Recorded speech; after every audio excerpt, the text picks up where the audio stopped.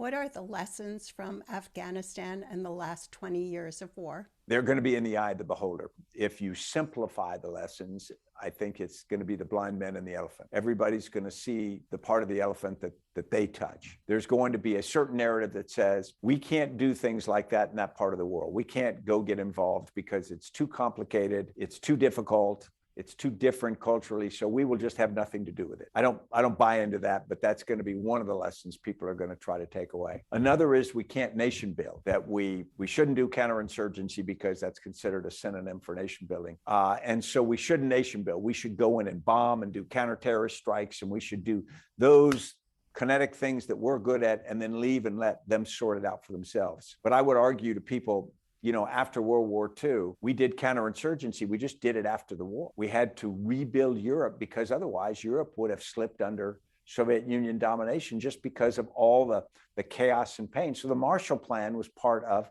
counterinsurgency. That was the focus of it, to strengthen the society. I think that there will be a temptation to say, let's focus on what we're good at, kinetic, short term, and go in and out and solve the problem. And I think that that's unrealistic as well. I think it briefs well, as we would say. I think some more appropriate lessons, in my opinion, is we will look for the big policy failure. We will look for the person who made the bad decision in 2002 or in 2009 when we did a surge, or you pick one and you say that was the moment we got it wrong. And I don't think that's accurate. What I saw was good people with good intentions, working hard, and yet we got a bad outcome.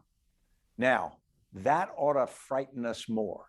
That ought to give us much more pause, because in the first case, if it was a bunch of idiots or bad people, you just say, well, we're not going to hire idiots next time, or we're going to go fire them and move. Instead, sort of like David Halberstam, the best and the brightest with Vietnam, when you put the best and the brightest at something and it doesn't come out right, you better look at what happened.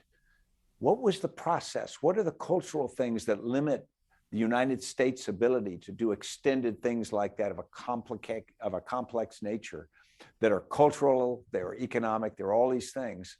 What are the things that make us unable to have a very long-term view, to have a strategic objective that's decades in the future and work patiently towards that? And our domestic politics make that difficult. If we really want to get at the lessons, I think we're going to find answers that say we have to be able to engage in the world. Sometimes we're going to have to engage in a messy kind of a world where we're doing things to build nations, which may involve some military operations. We're going to have to take on some problems that take generations, not just years.